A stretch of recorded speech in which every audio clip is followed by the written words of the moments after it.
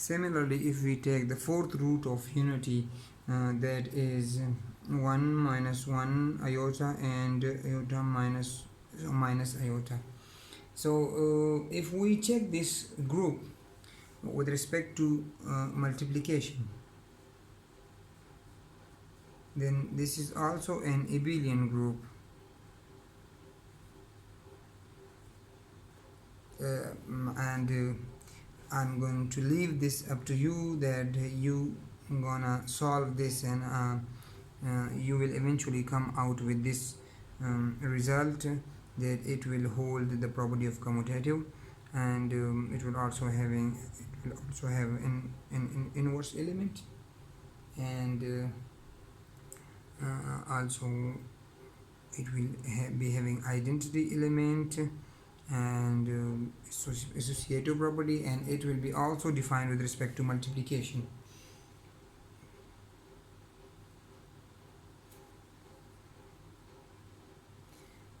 There is another thing, that if there is a group which is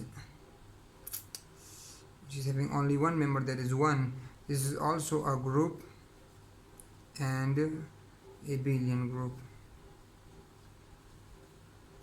This one is a group or an abelian group, and there is another, this is with respect to multiplication. There is another group, that is g is equal to 0, is a group and abelian group with respect to addition only, and that is g plus. So if this is g plus, then it passes these two requirements.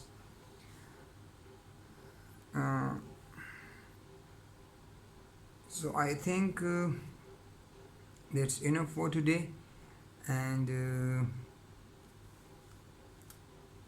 I hope this lecture was helpful for students, and I think it will definitely help them a lot in their preparation for entry tests, or maybe for general examination of mathematics, or annual or board examination.